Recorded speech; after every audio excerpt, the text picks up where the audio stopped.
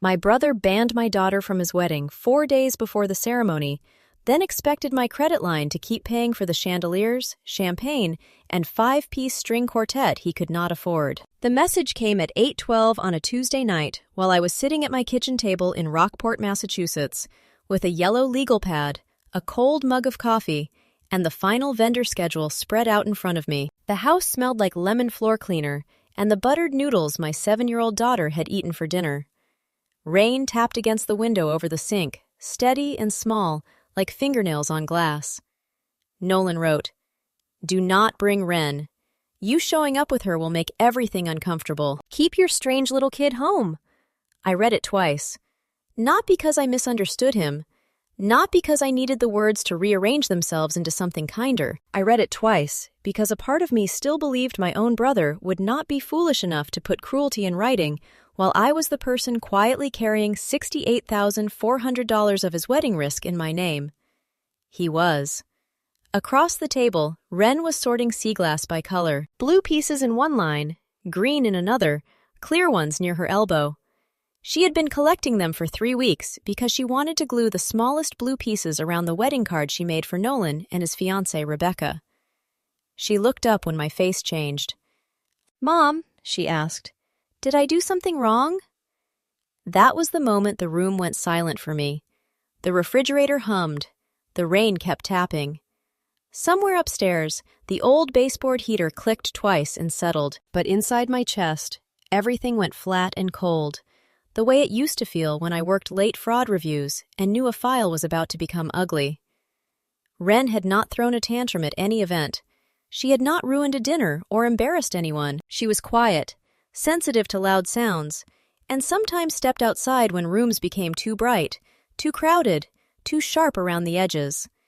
She liked predictable plans, soft sweaters, tide pools, harbor seals, and drawing birds with too many feathers. That was her crime. For months, Nolan had let her believe she was welcome. He had called her his little flower captain because she was supposed to walk down the aisle before Rebecca's nieces. He had watched her practice a tiny speech in my living room, nodding with that easy smile that made people forgive him before he even apologized. Then, 4 days before the wedding, he decided she was bad for the photographs. I did not call him. I did not send a furious paragraph. I placed the phone face down, kissed Ren's forehead, and told her an adult had made an unkind choice that had nothing to do with her worth. Then I carried my coffee to the office, shut the door, and opened the folder Nolan had signed 9 months earlier. The red folder. I had not chosen red for drama. I chose it because red is hard to misplace in a drawer full of tax returns, mortgage statements, and school forms.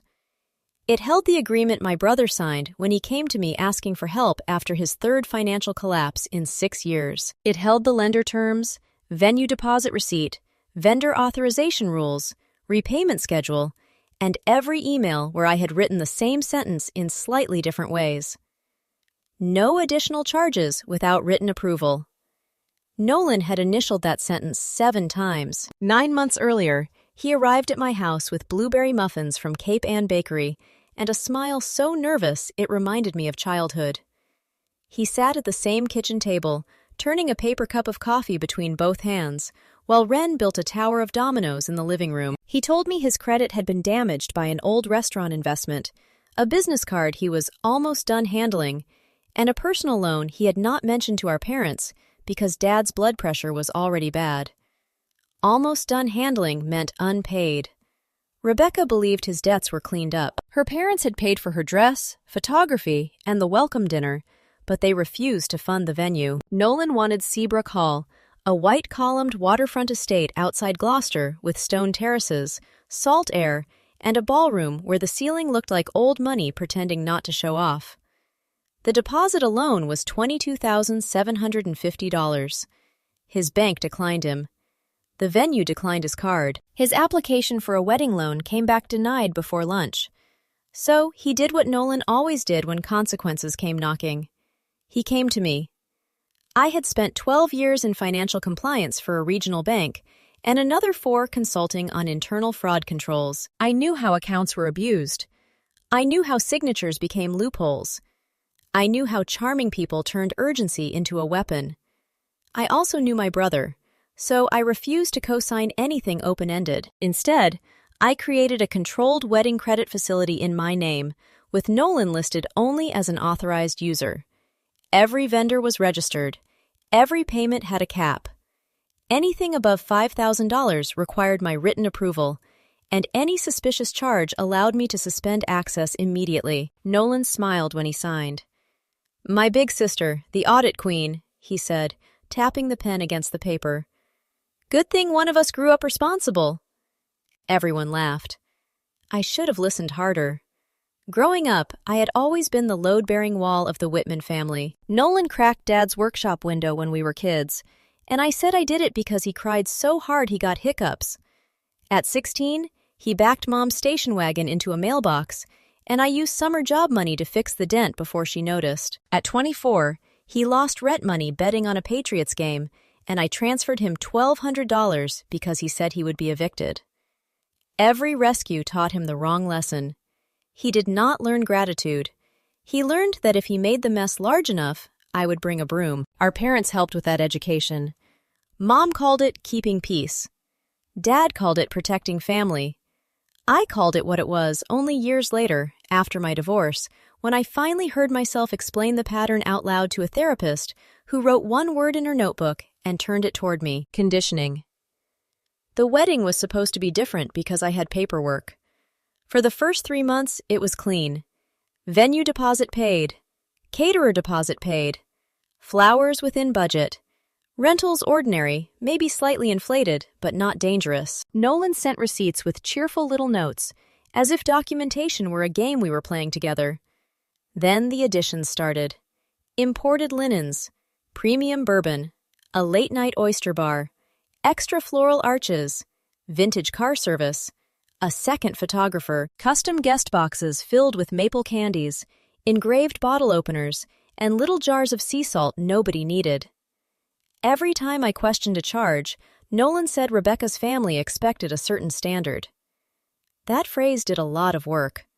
By early May, the agreed limit was nearly gone. By late May, a vendor called Blue Lantern Events submitted an invoice for $18,750, labeled Hospitality Staging and Guest Acquisition Materials. I called Nolan from the parking lot of a market basket because the wording made my teeth itch. He said it was normal. Nothing about it was normal. Still, I did not freeze the account then, because the invoice was just vague enough to pass if attached to a luxury wedding weekend. Nolan promised to send backup. He never did. 2 weeks later, he asked for a temporary limit increase because Seabrook Hall wanted final payment the morning of the ceremony, and he claimed his year-end bonus would cover everything by Monday. I said no.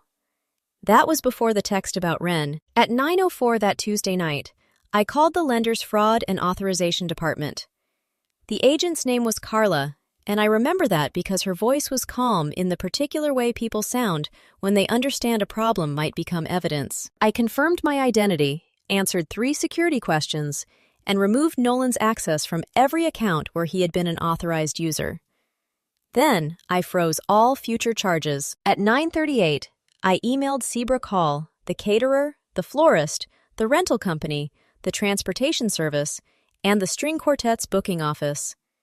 My message was plain. I would honor payments already settled under written authorization. I would not authorize additional charges. Any remaining balances had to be paid directly by Nolan Whitman or Rebecca Hale. No adjectives, no accusations, no family drama, just boundaries. At 10:06, the venue coordinator called. Her name was Marisol, and she had the tired politeness of a woman who had watched expensive weddings reveal cheap character.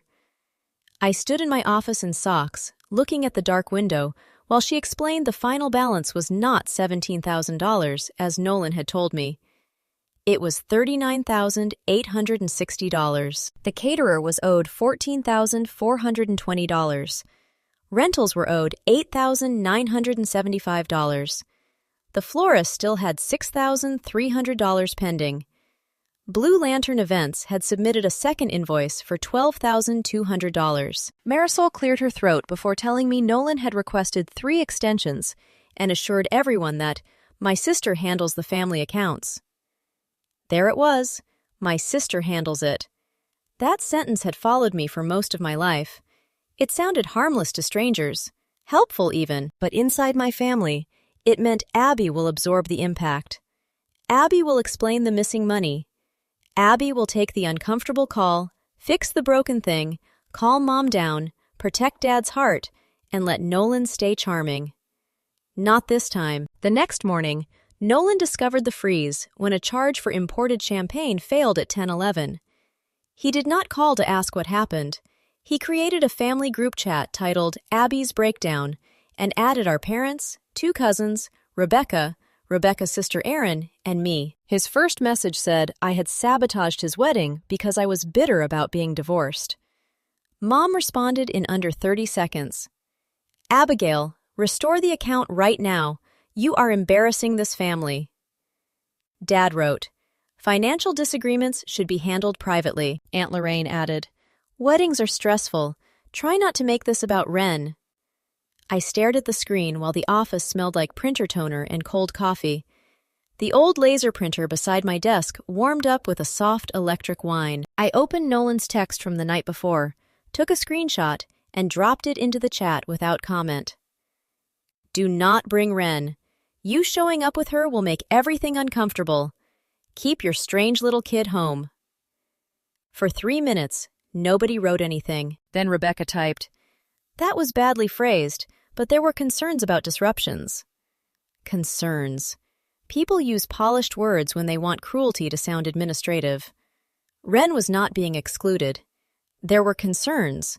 She was not being punished. There were optics. She was not being treated like something embarrassing. There was a guest experience to protect. I wrote one reply. The accounts are in my name. Nolan's purchasing access has been withdrawn. Payments already made remain paid. Any remaining wedding costs are the responsibility of the couple. Then I muted the chat.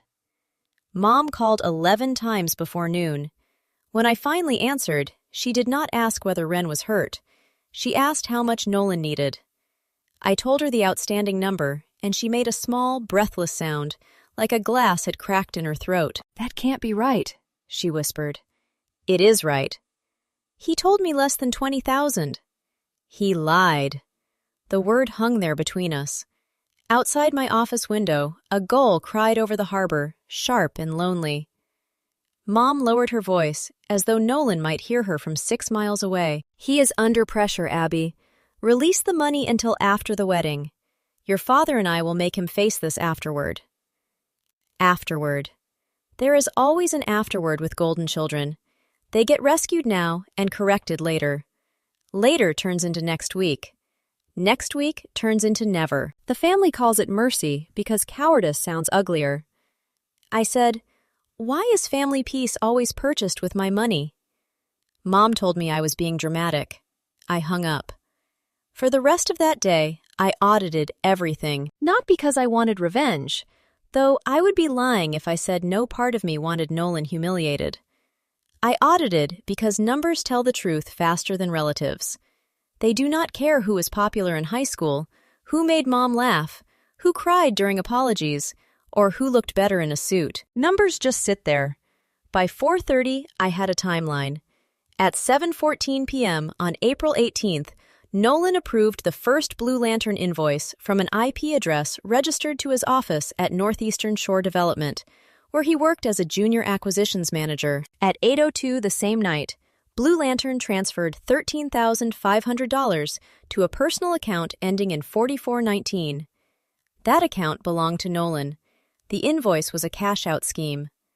By 6:10, I found another problem. Nolan had attached our parents' rental cottages to a document called Whitman Coastal Portfolio Investor Preview. He listed himself as managing partner. He listed Dad as a passive stakeholder. My name appeared nowhere, even though I had managed the cottages, taxes, rental income, insurance renewals, and repairs for 5 years after Dad's first heart procedure. The projected value was $2.4 million.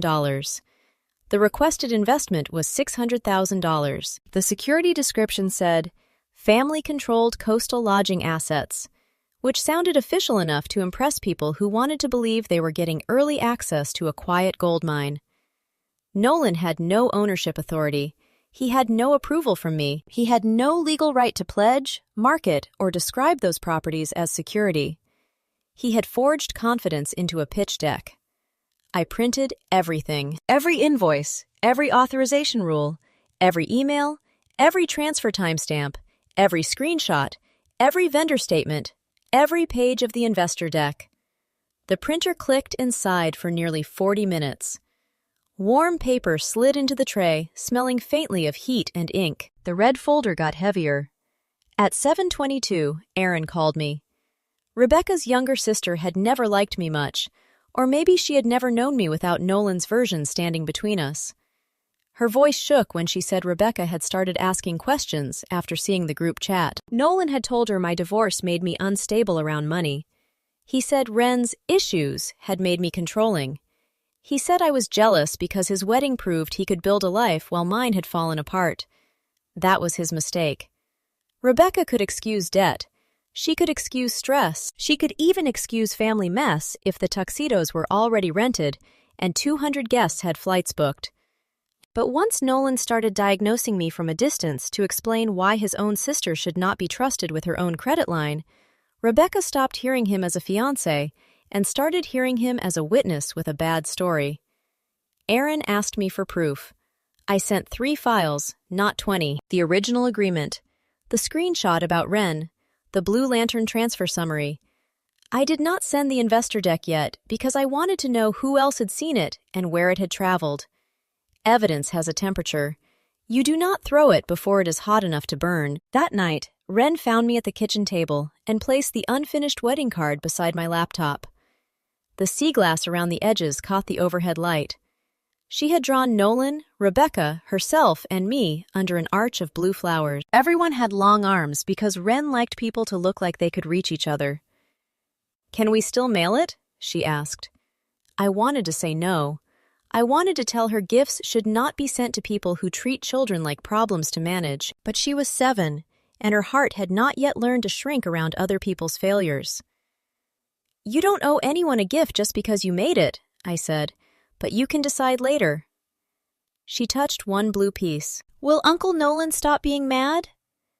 I looked at her small fingers and thought about every year I had wasted trying to keep Nolan from being mad, embarrassed, exposed, inconvenienced, or responsible.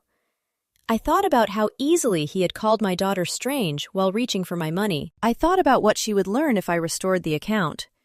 She would learn that dignity can be rented. I said, "His feelings are not yours to fix." On Friday morning, one day before the wedding, Dad came to my office.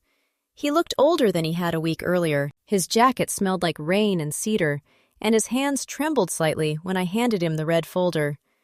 He sat across from my desk while the heater ticked under the window. Page by page, I showed him.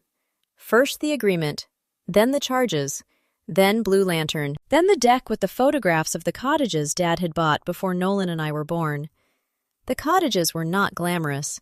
They had sticking doors, salt-stained windows, and decks that needed repainting every other summer. But they were ours, and Nolan had turned them into bait. Dad did not shout. He removed his glasses, folded them, and placed them on the desk with such care it scared me more than anger would have. "Your mother knew he wanted you and Ren removed," he said finally. "She told me it was just seeding stress." "Did she know about the investors?" "No." His voice broke on the word. "I don't think she knew that." Then he opened his phone and found an email Nolan had sent him 2 months earlier. The subject line said mortgage verification. The attachment was a family asset confirmation form. Dad had signed electronically, believing Nolan and Rebecca were trying to qualify for a house after the wedding. The form did not transfer property, but it allowed Nolan to claim preliminary access to family income figures during investor conversations. The signature had been obtained under false pretenses. It was not clever. It was desperate, and desperation makes sloppy criminals. Dad looked at the signature for a long time. "I am done," he said. 4 words. On Saturday, I took Ren to the Atlantic Marine Rescue Center in Salem instead of the wedding. She wore her yellow raincoat even though the morning had cleared, because the coat made her feel safe in crowded places. The lobby smelled like salt water, rubber mats, and cheap coffee from a machine near the gift shop. Children whispered in front of the seal tank while pumps churned softly behind the glass. At 11:17 a.m., Seabrook Hall ran the final payment. Declined. My phone began vibrating in my coat pocket at 11:26. Nolan first, then Mom, then Nolan again, then Rebecca, then Mom 3 times. I watched a young harbor seal push through cloudy water with one scarred flipper and did not answer. Nolan's messages changed quickly. Call me immediately. This has gone too far. Release the payment.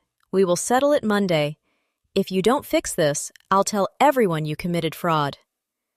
There it was again, the old rhythm. Demand, plea, threat.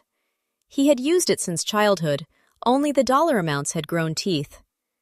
At 11:41, Dad called. I answered because Dad did not call repeatedly unless something was truly on fire. Behind him, I heard voices, doors, and the clipped tone of a professional woman trying not to lose patience. Do not send money, he said. I won't. They are accusing you in the venue office. Rebecca wants the accounts.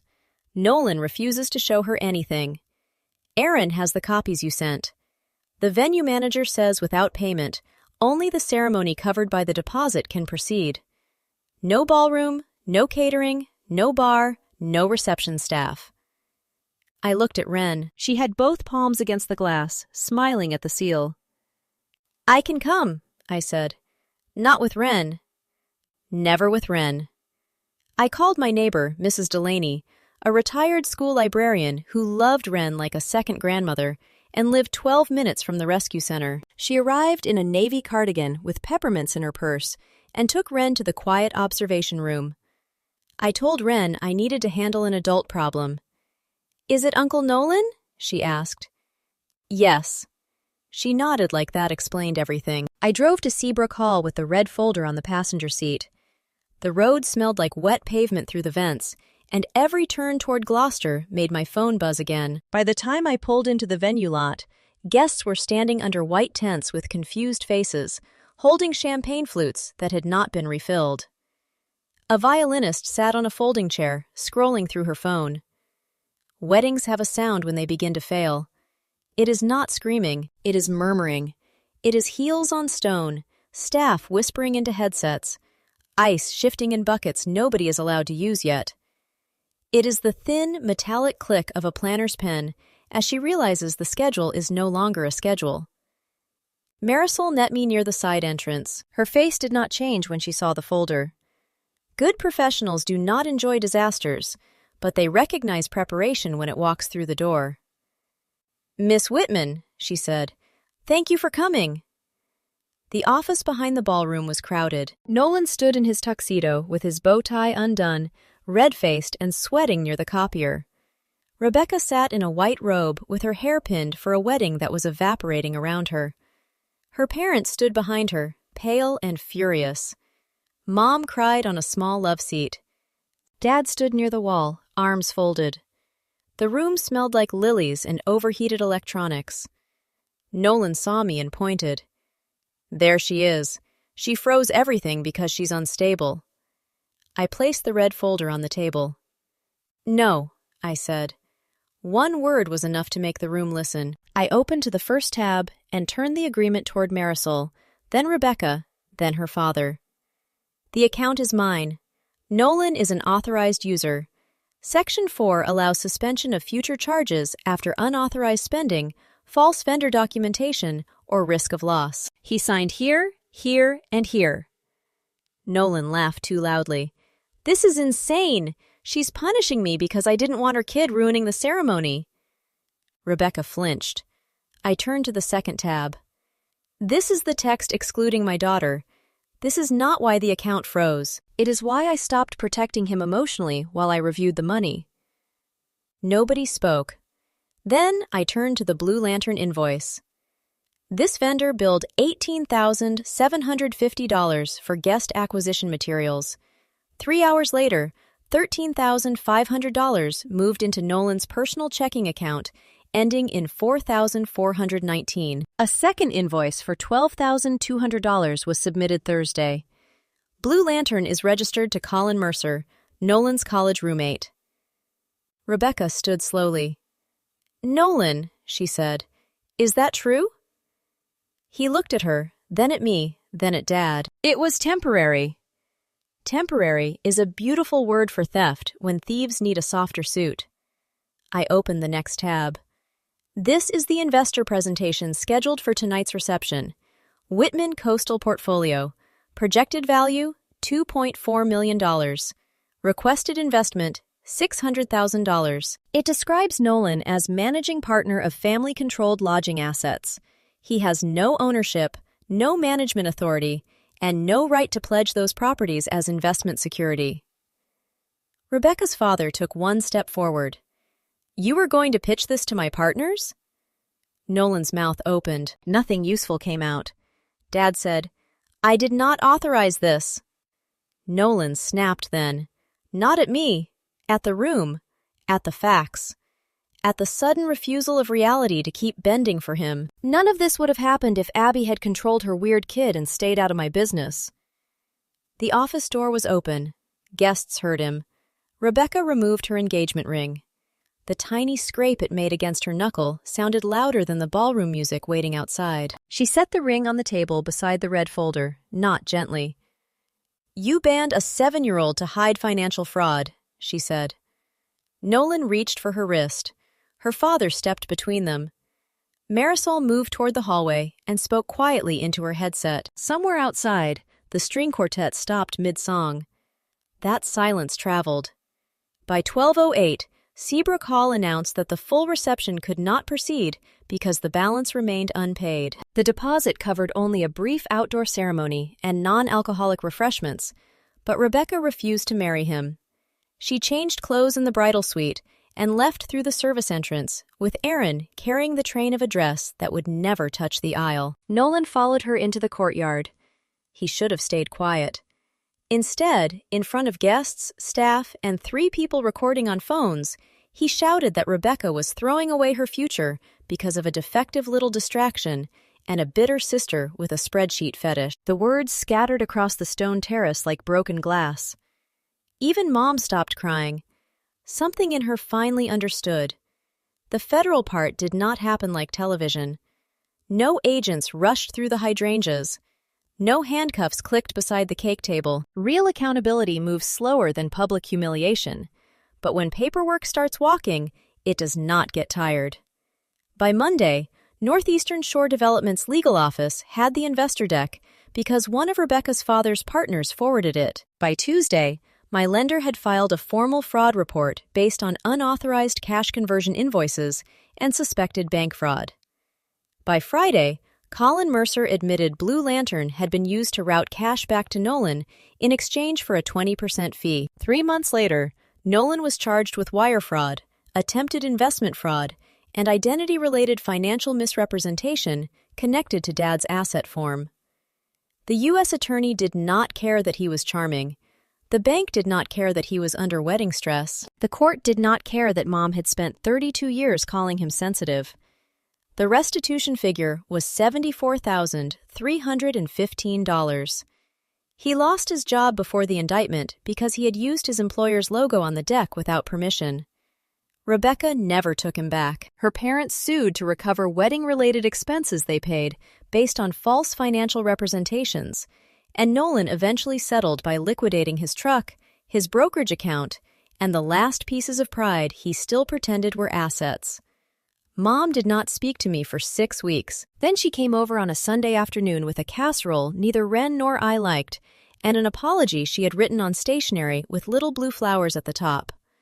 Her hands shook as she read it. She said she had confused rescuing Nolan with loving him. She said she had treated my steadiness like a family utility, something she could turn on whenever the house got cold. I did not forgive her immediately. Forgiveness is not a vending machine. You do not insert tears and receive access. But I let her finish, And when Wren came downstairs with a library book about seals, Mom asked if she could read with her. Wren looked at me first. That look mattered. I nodded. Nolan wrote to me from a county facility in January after pleading guilty to reduced charges in exchange for cooperation. The letter was 3 pages long, which was 2 pages longer than any apology he had ever given me. At first, it sounded like him. Stress, pressure, fear, embarrassment. Words arranged in a circle around responsibility without touching it. Then, near the bottom, something changed. He wrote, I called Wren strange because I needed you gone. I knew you would recognize the numbers. I knew Rebecca would believe you if you were in the room. I told myself I was protecting the wedding, but I was protecting the lie. I used you because you always came through, and I hated you for being the person I needed. I read that paragraph twice. Then I placed the letter in the red folder, behind the court order, behind the restitution schedule, behind the screenshot of his first message. Not because I needed to punish him forever, because memory is evidence too, and families are dangerous when they start editing. Wren mailed Rebecca the card months later, after the case was public and the town had moved on to other scandals. She added a postcard from the Marine Rescue Center. On the back, in careful purple marker, she wrote, Sometimes you need a safe place before you can swim again. Rebecca called me when she received it. She cried, but not the performative kind. She apologized for calling cruelty a concern. She said she had cared more about a perfect ceremony than a child's dignity until the truth tore the decorations down around her. Wren listened quietly. Then she said, I hope you find a nice quiet place. That is the thing Nolan never understood. My daughter was not weak because loud rooms hurt her. She noticed things other people missed. She knew when adults were pretending. She knew safe from unsafe before the rest of us finished explaining our reasons. She had been the alarm bell. And me? I did not ruin my brother's wedding. I did not steal his bride, bankrupt his venue, or summon consequences out of spite. I simply stopped lending my name, my credit, my silence, and my daughter's dignity to a man who thought family meant access without respect. The payment failed because Nolan failed first. That was the audit.